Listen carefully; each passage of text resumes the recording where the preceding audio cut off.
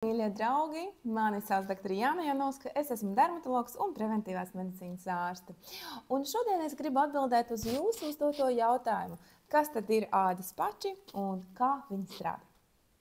Šodien mēs parunāsim par tik ļoti populāriem un moderniem eye patches, jeb ādas maskām, kuri tik tiešām sola mums dažādus brīnumus, piemēram, mazināt tūskainību, mazināt zilos lokus zem acīm, samazināt izdzēst krūnciņas, vārnu kājiņas, kā arī, protams, padarīt jūsu ādu mirdzošāku, skaistāku un pievilcīgāku. Taču varbūt tik tiešām nav viss tik ļoti rožaini un nav tik ļoti viennozīmīgi. Viss ir ļoti atkarīgs no vairākiem fundamentāli svarīgiem aspektiem. Ādas toņa izmaiņas, jeb pietūkums zem acīm, pigmentācija zem acīm, tumšie loki zem acīm, noguruša sejas ādas izteiksme un arī nogurušas acis, tik tiešām tas ir tas, ar ko ikdienā es sastopos savā kabinetā, un katra otra sieviete pasaka, ka daktarīt, man ir tumšie loki zem acīm. Es nesaprotu, ko man darīt ar šo tūskainību. Kādi ir tips and tricks? Varbūt ir kaut kādas procedūras, varbūt ir kaut kādi rituāli, varbūt kaut kāda masāža, guašā masāža vai, teiksim, face fitness, vai iespējams vispār var darīt kaut kādas injekcijas, jā, tā, lai mazinātu manu tumšos lokus, lai mazinātu manu tūskainību zem acīm un vispār, lai jūs varētu risināt jautājumu ar manām krunkām. Un pirmais, ko ienākot veikalā, sieviete parasti iegādās, ir eye patches. Gribētos vairāk parunāt par tiem un apskatīsim, kādas problēmas ražotāji apsola mums arī risināt. Tad pirmkārt, maisiņa zem acīm. Eye patches grib atrisināt mūsu problēmu ar maisiņiem, jeb pietūkumu zem acīm. Zilie loki zem acīm, nelīdzens mikroreliefs, kā arī nelīdzens tonis. Tik tiešām bieži vien mēs varam redzēt tūlītē efektu, kas ir dēļ dažādiem ingredientiem. Un līdz mēs nonākam pie rezultāta, ka tik tiešām mums tas rezultāts vai nu izlaicīgs, vai nu noturīgāks arī parādās, gribās saprast, kāpēc tad rodās zilie loki zem acīm. Jo jūs jau saprotat, ka, teiksim, kaut kāda sejas maska nevar atrisināt dziļākas problēmas, kas ir saistītas ar iekšķīgām lietām. Un es kā preventīvās medicīnas daktars un iekšķīgo slimību katedras pasniedzēja varu pateikt viennozīmīgi, ka, protams, visi problēmas un jautājumi nāk no iekšas. Un, ja jums ir tumšie loki zem acīm, jums tad jāsaprot, kāda ir jūsu fizioloģija, kāda ir jūsu ģenētika un kas notiek ar jūsu hormonālo sistēmu. Piemēram, viens no biežākiem, populārākiem iemesliem tumšiem lokiem ir zem acīm, ir vienkārši jūsu plāna āda. Jo plānāka āda, jo vairāk spīd jūsu asinsvadu kapilāri. Ja? Tātad vienkārši tā ir tāda fizioloģiska īpatnība, kad āda ir tik ļoti plāniņa, kad kapilāri spīd cauri un tur neko īsti nevar darīt. Ja? Tikai mitrināt, stiprināt ādu, padarīt tā, lai viņa, teiksim, nekļūst plānāka līdz ar nodzīvotajiem gadiem un vienkārši rūpēties par to. Otrs aspekts ir saistīts ar to, ka jums ir vienkārši aristokrātiska seja. To bieži arī saku savās konsultācijās. Jā, ko nozīmē aristokrātiska seja by Dr. Jāna? Tas nozīmē, ka jums seja ir plāna, bāla, un arī, protams, tie kapilāri ir vienkārši daudz izteiktāki nekā, piemēram, citam cilvēkam, kuram āda ir bieza. Aristokrātiska seja arī parasti kombinējās ar, teiksim, dzelzs deficīta anēmiju, iespējams varētu būt kaut kāds hormonāls jautājums. Ja? Tad tas ir tāds vizuāls sejas izteiksme, jeb sejas variants, kad seja ir plāna, trausla, āda ir plāna, trausla, un, protams, tas ir ģenētiski pārmantots. Ja? Tas ir tāds jūsu tips. Cits variants varētu būt saistīts ar tumšiem lokiem, kas ir saistīts ar sliktu limfātisko sistēmas cirkulāciju un limfas atteci. Bet tas arī nav tik ļoti vienkārši, jo jūs man pateiksiet, Dakatrītā, ko man darīt, es no rīta pamostos, man ir maisa zem acīm, ko darīt. Padomājiet par savu sprāndu un padomājiet par kakla stīvumu, ja?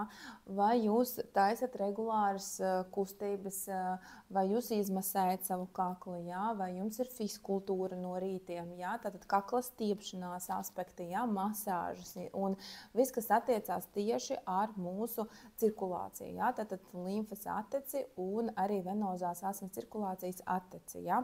Ja jums ir sēdošs darbs pie datora, jūs konstanti tikai sēdat un jums ir šāds stīvs stāvoklis un jūs nekustaties, protams, jums būs traucēta šī asinsvadu attece, tādā veidā jums ir augstāks risks uz to, ka jums parādīsies arī maisa zem acīm.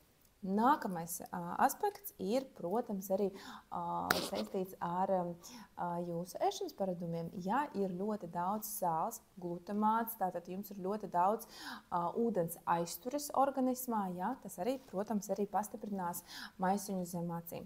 Kā arī, ja jūs lietojat daudz kafijas, kafija arī būs dinamikā tāds ūdens aizturētājs. Ja? Viņš, protams, arī var tieši otrādi stimulēt drenāžu, ja? Bet ja jūs lietot ļoti daudz kafijas un tas ir dehidrants, ja? Tātad šķidrums, diemžēl, mums ļoti, ļoti izkalojās un tādā veidā jūs pēc tam varat klīniski to redzēt kā maisiņu zem acīm. Ja? Tātad atsakoties no kafijas vai mazināt kafiju patēriņu, mazināt riskus, ka jums būs tūskli zem acīm. Ja? Kā arī miega trūkums varētu būt jūsu, teiksim, miega kvalitāte un higienas nedisciplinēts aspekts. Ja? Tātad, ka jūs zogat savu miegu vai arī miega kvalitāte ir slikta. Kā arī, protams, vienkārši dehidratācija, ja? Jeb dehidrācija. Tas arī var viss būt riska faktori un triggeri jūsu gan tūskainībai, gan arī lokiem, ziliem lokiem zem acīm. Bet gribu arī pieskarties pie hormonāla aspekta. Ja ir visu laiku paaugstināts stress, jums ir augsts kortizols. Kortizols var ietekmēt jūsu pigmentāciju. Tādā veidā veidojās vēl vairāk tumšie loki zem acīm.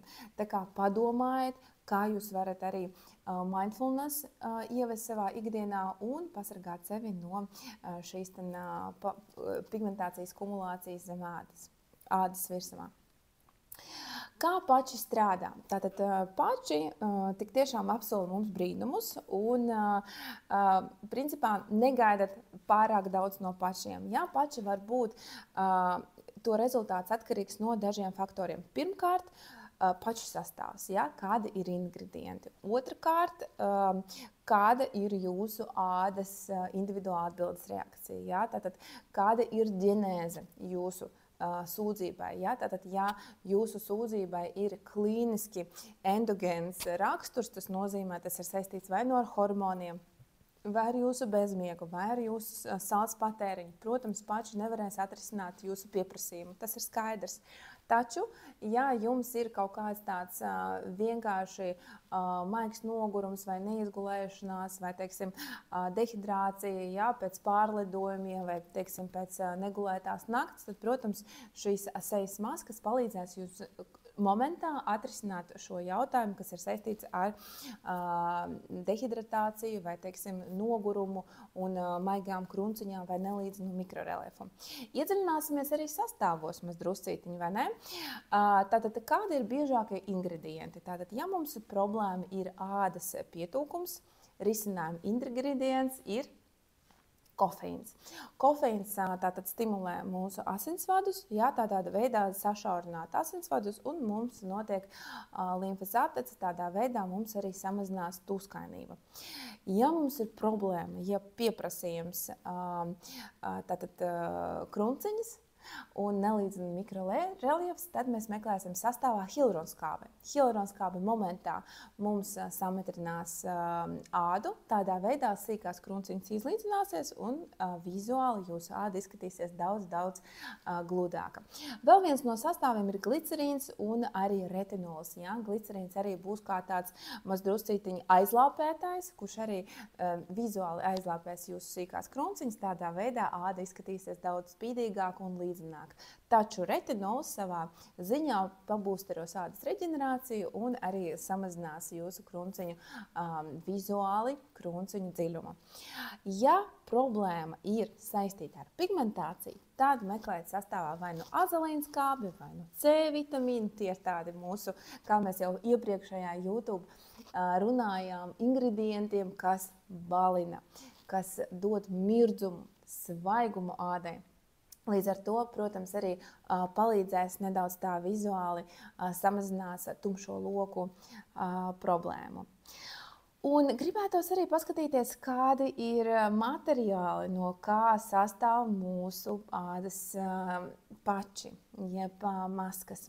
Tas varētu būt gan kokvilna, gan zieds, gan arī putas, gan arī hidrogēla acu pači. Viens no dārgākiem variantiem, elpojošiem variantiem ir zīda. Mūsu ādai tāds dabisks ir kokvilna, mīksts un ļoti vienkārši tāds sastāvs, āda elpo.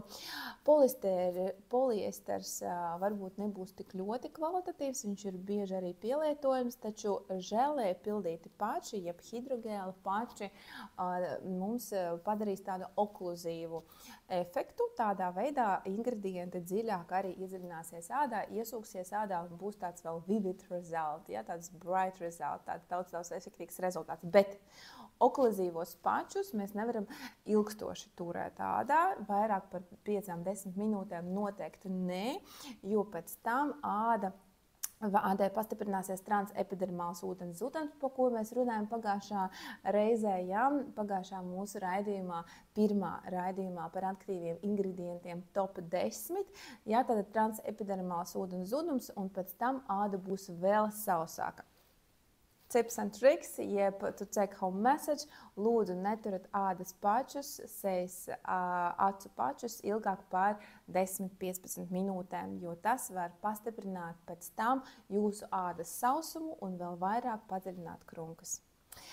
Kā lietot? Nu, parasti mēs lietojam no rīta, piemēram, kamēr mēs uzliekam kosmētiku vai dekoratīvo mūsu grimu, ja tas ir nepieciešams, vai arī pēc pieprasījuma. Tātad, ja jums ir bijis pārlidojums, ja jums ir nogurums, slikta negulēta nakts, un tad turam līdz 10-15 minūtēm.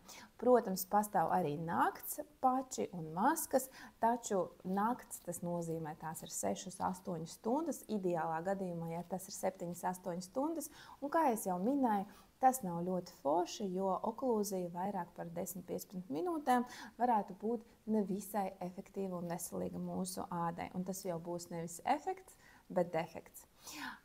Novēlu jums mirdzēt un starot, izvēlēties savu foršo ingredientu sastāvu, pārbaudat arī uz negatīvām visām vielām un arī bīstamām vielām, ja? Tā, lai nav ļoti daudz krāsvielas, smaržvielas, kas arī negatīvi var ietekmēt jūsu hormonālo sistēmu, un neaizmirstat. Veselība vienmēr būs mūsu prioritāte, taču skaistums ir atalgojums.